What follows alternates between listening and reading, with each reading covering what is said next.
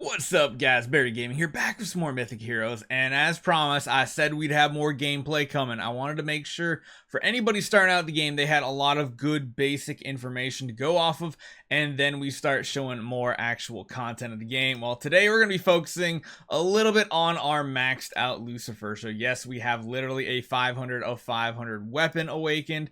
We have max divinity. We have equipment that isn't quite maxed out. I was using a different one, but I realized there was an amazing build for Lucifer having to do with a ridiculous amount of cooldown reduction, energy, lots of different stuff here. And then of course we have him fully enhanced up to level 300, just waiting for our other heroes to get there too. So one thing we're going to be running right here is a specific divinity setup. So we're going to be running full moon whenever this hero dodges an attack and increases his attack speed by 20%. Right here, increase attack by 1% every 4 seconds during battle. I think everybody in every build, whether you're talking about campaign style or like boss style builds, this one is always being picked. New Moon is another way to build him with, after using an active skill, increase dodge by 50% for 2 seconds. That's really good, because one thing that you have to remember in this game, because a lot of different games have different terminology, his active is actually this one right here, Fallen Stars. This is the one where he flies up in the air, comes back down, and attacks and everything. This is his active, whereas the first ability here is his ultimate. So a lot of players from other games get a little confused on that. Even I did when I first started the game, thinking, you know, the ultimate is the active ability and the rest are passives and basics. But in reality, active in this game is much different than the ultimate. But basically what we're going to be doing in this build is we're going to be making the active skill very reliant on reducing cooldowns. We of course have this too, increasing dodge through the roof, which is then also increasing our attack speed. So he's going to be attacking super fast while also kind of chain casting his active ability. So we're going to jump over into, I think, the Divine Chronicles right now, because we have Luminarch opened up. We just went through a 12-hour timer, which, man, those feel slow.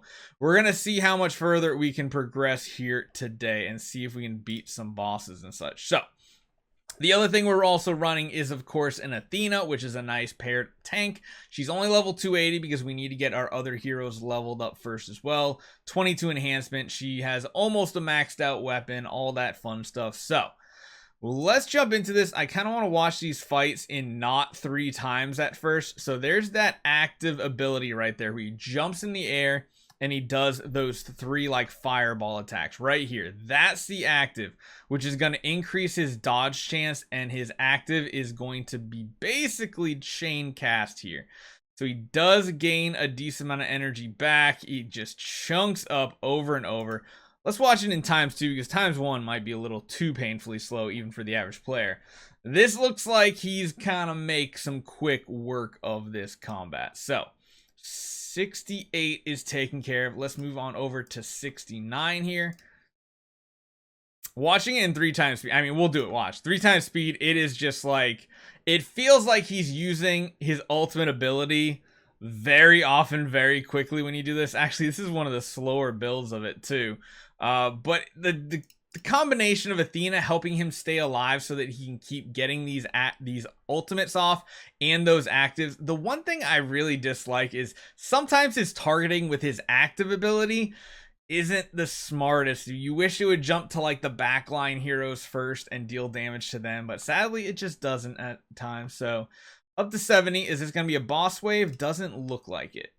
No, looks like this is going to be Luminarch versus Luminarch battle right here, 100%. Yeah, we don't really have any other heroes that we can even use for decent supports, because they're just so weak with how far the progression is in this Divine Chronicles. But I don't think it's an issue. I think we're just going to make our way to the next timer very easily, which the one thing about the timers, it does make you have to play multiple times a day or come back to it another time. We'll do the operation here in another second. Idun's kidnapping. All right, let's collect. Let's see what else we can do. So now we need to save Idun. Man.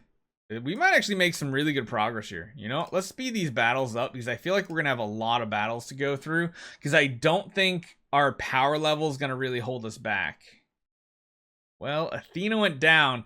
The biggest weakness I have to say that Lucifer has and why a lot of people in the early game say he's not that great if you're not really heavily investing is if you come across waves that have tons of stunning and tons of CC, he will melt like a popsicle in 150-degree weather out. So, you know, he doesn't have that great of defense besides, of course, blocking and dodging. When he's actually taking hits, he just gets chunked for his health. But between his stunning, his flying up in the air, and his dodging capabilities, that's what really gives him his abilities. And of course, you have to heavily invest into his divinity to really get him to work the way you want him to, because the way he survives is lifesteal. Like you can see he goes down to next to nothing, and then the next second he's popping back up to full health. Now this one looks like it might be a damage issue and not as much a survivability issue. Sometimes changing up the beginning of combat just a little bit by swapping where they are position wise can help a lot, because if he's getting stunned a lot, if you can put him in a different spot, it can sometimes help.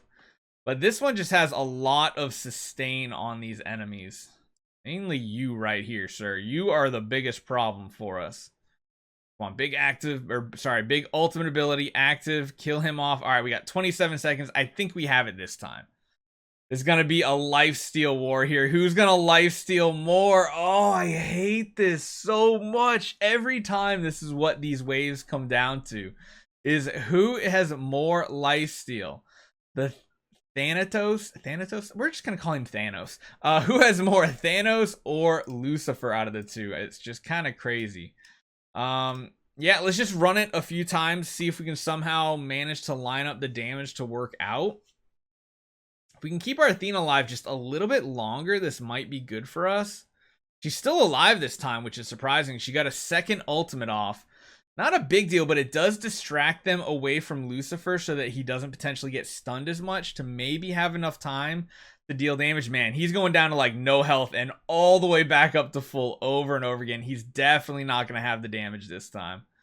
Not gonna work out. It's close, it's very close, but it's just not enough. And this is the struggle so many times. If there's just a little bit too much CC in the battle, it feels so bad. And sadly, all we have is Athena and Lucifer. There's really no other tech options to throw in because everybody else just dies immediately. So a lot of this battle is going to come down to RNG and where he uses his active ability, because his ultimate is going to hit everybody, but his active really depends on where he's going to hit here and who's at what HP levels at every moment.